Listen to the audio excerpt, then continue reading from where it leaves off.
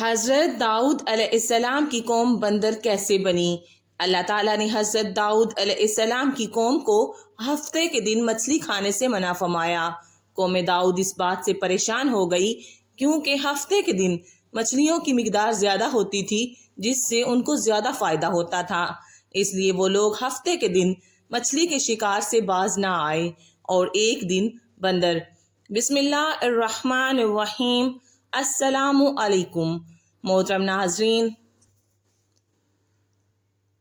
قوم عمالقہ کے ظالم و جابر بادشاہ جالوت کی فوج کے مقابلے میں صف آرا بنی اسرائیل کے بادشاہ حضرت طالوت کے لشکر میں ایک کم عمر نوجوان بھی اپنی غلیل کے ساتھ شامل تھا، کیونکہ نوجوان عمر ہونے کی وجہ سے اسے اسلحہ نہیں دیا گیا۔ جالوت جسم کو سامان حرب سے سجائے نہایت رہونت اور تکبر سے شاہی سواری پر بیٹھا اہل ایمان کو دعوت مبارزت دے رہا تھا۔ ابھی بنی اسرائیل کا یہ چھوٹا سا لشکر کوئی فیصلہ بھی نہ کر پایا تھا کہ اچانک ان کی صفوں میں موجود یہ کم عمر نوجوان عقاب جیسی بڑک رفتاری سے باہر نکلا اور جالوت کے سامنے پہنچ کر اسے للکارنے لگا۔ گوشت کے پہاڑ، لہیم شہیم اور طویل القامت جالوت نے حیرت کے ساتھ نوجوان کو دیکھا تو حقارت سے کہا، جا میری آنکھوں کے سامنے سے دور ہو جا، میں تجھے قتل کرنا پسند نہیں کرتا۔ بے خوف نوجوان نے بادشاہ کی آنکھوں میں آنکھیں ڈال کر گرجدار آواز میں جواب دیا، لیکن تجھے قتل کرنا مجھے پسند ہے۔ پھر فلک پر چمکتے سورج کی تیز روشنی میں ارض و سما نے ایک حیرت انگیز منظر دیکھا۔ نوجوان کی غلیل سے گولی کی طرح نکلے پتھر سے جالوت کا متکبر سر پاش پاش ہو چکا تھا اور اس کا طاقتور جسم زمین پر اوندے منہ پڑا تھا۔ یہ سب اتنا اچانک ہوا کہ جالوت کی اسلحے سے لیس فوج کو سنبھلنے کا موقع ہی نہ ملا اور وہ بدحواس ہو کر بھاگ کھڑی ہوئی۔ یہ نوجوان ایک چرواہا تھا جو سارا دن جنگل میں بکریاں چرایا کرتا اور غلیل سے بکریوں کے قریب آنے والے درندوں کو مار بھگاتا، لیکن قدرت نے تو اس کے لیے بڑے فیصلے کر رکھے تھے۔ اللہ تعالیٰ نے پہلے اسے بنی اسرائیل کا بادشاہ بنایا اور پھر اسے نبوت اور رسالت کے عظیم منصب پر فائز فرمایا۔ قرآن پاک میں ارشاد ہے، داؤد نے جالوت کو قتل کر ڈالا اور اللہ نے ان کو بادشاہی اور دانائی بخشی اور جن جن چیزوں کا چاہا انہیں علم دیا۔ اللہ تعالیٰ سورۃ الانبیاء میں فرماتے ہیں کہ ہم نے پہاڑوں کو داؤد کے لیے مسخر کر دیا تھا کہ ان کے ساتھ تسبیح کرتے تھے اور جانوروں کو بھی مسخر کر دیا۔ نیز سورہ سواد میں ارشاد ہے، ہم نے پہاڑوں کو ان کے زیر فرمان کر دیا تھا کہ صبح و شام ان کے ساتھ اللہ کی تسبیح کیا کرتے تھے اور پرندوں کو بھی جمع رہتے تھے اور سب ان کے فرمانبردار تھے۔ مفسرین کے مطابق اللہ تبارک و تعالیٰ نے پہاڑوں، پرندوں اور جانوروں کو حکم دیا تھا کہ جب حضرت داؤد اللہ کا ذکر کریں تو وہ سب بھی ان کلمات کو دہرائیں۔ جب وہ زبور کی تلاوت کرتے تو پرندے بھی ہوا میں ٹھہر کر ان کے ساتھ ذکر الہی میں شامل ہو جاتے۔ اسی طرح پہاڑ، شجر اور دیگر جانور بھی ان کے ساتھ اللہ تعالیٰ کی تسبیح بیان کرتے۔ اللہ رب العزت نے پتھروں اور درختوں میں بھی ایک طرح کی زندگی رکھی ہے، یہ الگ بات ہے کہ ہمیں اس کا شعور نہیں۔ سورہ بنی اسرائیل میں ہے، ساتوں آسمان اور زمین اور جو بھی ان میں ہے وہ سب اسی کی تسبیح کر رہے ہیں، ایسی کوئی چیز نہیں جو اسے پاکیزگی اور تعریف کے ساتھ یاد نہ کرتی ہو۔ ہاں، یہ صحیح ہے کہ تم اس کی تسبیح کو سمجھ نہیں سکتے۔ اللہ تبارک و تعالیٰ نے حضرت داؤد کو دوسرا معجزہ یہ عطا فرمایا کہ لوہے کو ان کے لیے موم کی طرح نرم فرما دیا۔ ارشاد باری ہے، اور ان کے لیے ہم نے لوہے کو نرم کر دیا کہ کشادہ زرہیں بنائیں اور کڑیوں کو اندازے سے جوڑو اور نیک عمل کرو۔ حضرت حسن بصری رحمۃ اللہ علیہ، قتادہ رحمۃ اللہ علیہ اور احمش رحمۃ اللہ علیہ فرماتے ہیں کہ اللہ نے ان کے لیے لوہے کو نرم کر دیا، حتیٰ کہ بغیر آگ بھٹی کے اپنے ہاتھ کے ساتھ اسے ہر طرح سے موڑ لیا کرتے تھے۔ انہیں لوہا موڑنے کے لیے ہتھوڑے کی ضرورت پڑتی اور نہ کسی دوسرے اوزار کی، وہ موم کی طرح ہاتھ سے اس کی کڑیاں بنا لیا کرتے تھے۔ حضرت قتادہ فرماتے ہیں کہ سب سے پہلے شخص جنہوں نے کڑیوں کی انتہائی محفوظ زرہ بنائی وہ حضرت داؤد علیہ السلام ہیں۔ اس سے پہلے صاف چادر کی زرہیں بنتی تھیں۔ ابن شوذب رحمۃ اللہ علیہ فرماتے ہیں کہ آپ علیہ السلام دن میں ایک زرہ بنا لیا کرتے جو 600 درہم میں فروخت ہوتی۔ اللہ تعالیٰ ارشاد فرماتے ہیں، اور ہم نے اسے داؤد کو تمہارے لیے لباس بنانے کا ہنر سکھایا تاکہ لڑائی کے ضرر سے تمہارا بچاؤ ہو۔ تفسیر ابن کثیر میں حافظ ابن اساکر رحمۃ اللہ علیہ کی روایت ہے کہ حضرت داؤد علیہ السلام اپنے خلافت کے زمانے میں بھیس بدل کر بازاروں میں جاتے اور لوگوں سے پوچھا کرتے کہ داؤد کیسے آدمی ہیں۔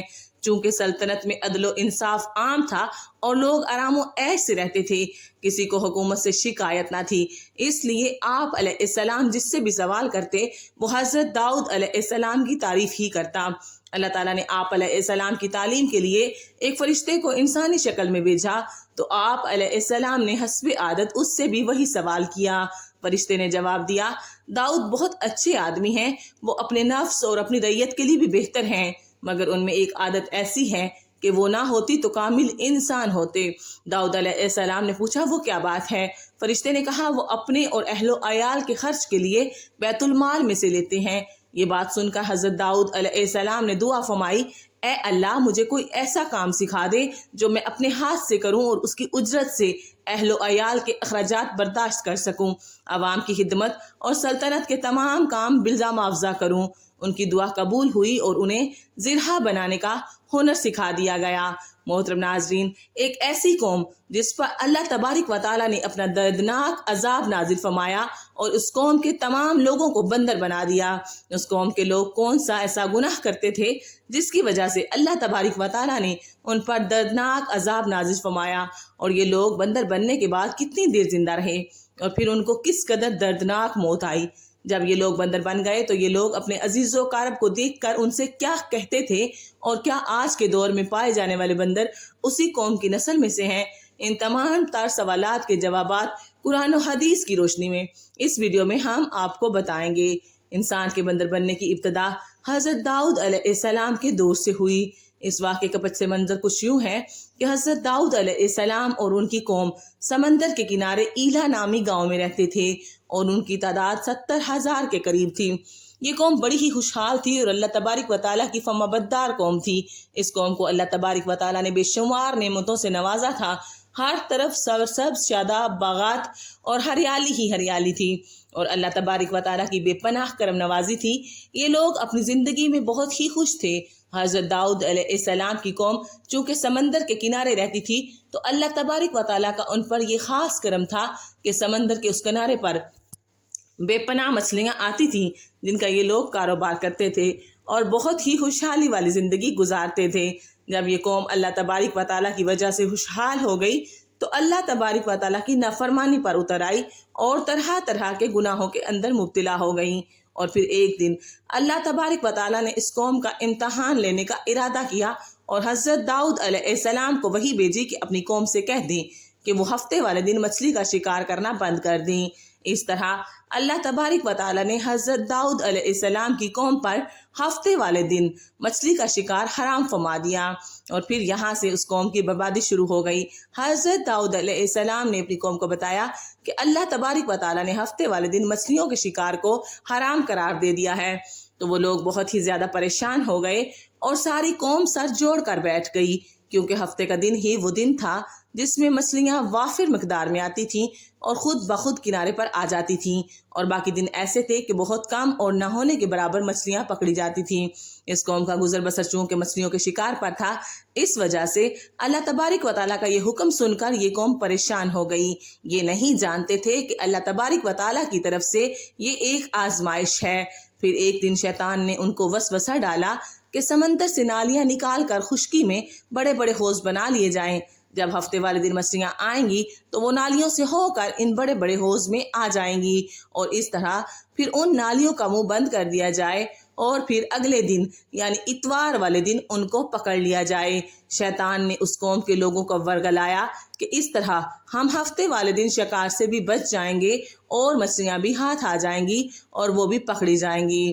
بہت سے لوگوں کو یہ ہیلا بازی اچھی لگی اور انہوں نے ایسا کرنا شروع کر دیا اور سمندر سے چھوٹی چھوٹی نالیاں نکال کر بڑے بڑے حوض میں ڈال دیں، جس کے ذریعے وافر مقدار میں مچھلیاں ان حوضوں میں داخل ہو جاتی۔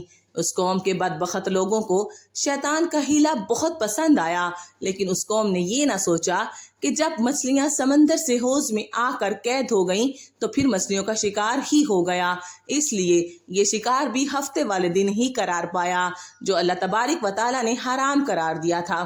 اس موقع پر یہودیوں کے 3 گروہ ہو گئے۔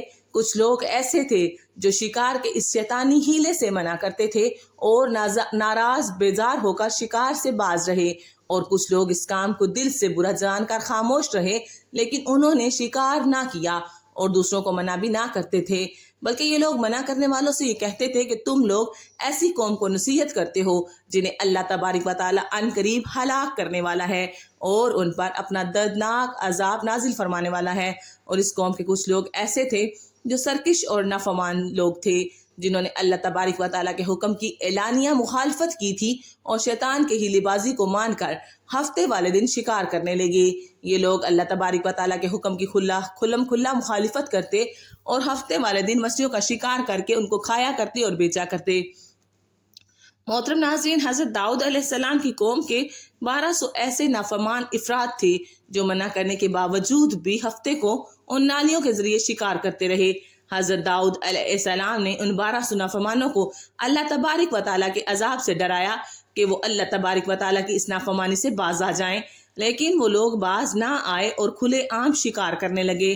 چنانچہ وہ لوگ جو اس بات کو برا جانتے تھے، ان لوگوں نے اپنے اور ان نافرمانوں کے درمیان ایک دیوار کھڑی کر دی، جس کی ایک طرف وہ 1200 نافرمان رہتے تھے اور دوسری طرف وہ لوگ تھے جو شکار سے باز رہے۔ حضرت داؤد علیہ السلام نے اپنی قوم کے نافرمانوں کو بارہا سمجھایا، لیکن یہ لوگ اپنی نافرمانی سے باز نہ آئے اور اسی طرح اللہ تبارک و تعالیٰ کی نافرمانی کرتے رہے اور شکار کرتے رہے۔ پھر ایک دن حضرت داؤد علیہ السلام نے غضبناک ہو کر شکار کرنے والوں پر لعنت فرما دی۔ اس کا اثر یہ ہوا کہ ایک دن ہتھا کاروں میں سے کوئی بھی اپنے گھر سے باہر نہ نکلا۔ یہ منظر دیکھ کر کچھ لوگ ان کی دیواروں پر چڑھ گئے تاکہ معلوم ہو سکے کہ وہ لوگ کس حال میں ہیں۔ جب ان لوگوں نے ان نافرمانوں کو دیکھا تو وہ سب کے سب بندر کی صورت میں مسخ ہو چکے تھے۔ اللہ تبارک و تعالیٰ نے ان کی نافرمانی کی وجہ سے ان پر اپنا دردناک عذاب نازل فرمایا اور ان کو انسانوں سے بندر بنا دیا۔ جب لوگ ان مجرموں کا دروازہ کھول کر ان کے گھر میں داخل ہوئے تو وہ بندر اپنے رشتہ داروں کو پہچانتے تھے اور ان کے پاس آ کر ان کے کپڑوں کو سونگھتے تھے اور زاروں کی تار روتے تھے، لیکن وہ کچھ بول نہ سکتے تھے۔ اللہ تبارک و تعالیٰ کے ان نافرمان بندر بن جانے والے لوگوں کی تعداد 12,000 تھی۔ ان 12,000 لوگوں نے اللہ تبارک و تعالیٰ کی نافرمانی کی اور اللہ تبارک و تعالیٰ نے ان کو بندر بنا دیا، جس طرح کہ اللہ تبارک و تعالیٰ سورۃ بقرہ میں ارشاد فرماتے ہیں، اور بے شک ضرور تمہیں معلوم ہے تم میں کہ وہ جنہوں نے ہفتے میں سرکشی کی تو ہم نے ان سے فرمایا کہ ہو جاؤ بندر دھتکارے ہوئے۔ اس طرح حضرت داؤد علیہ السلام کی قوم کے 12,000 نافرمان بندر بن گئے۔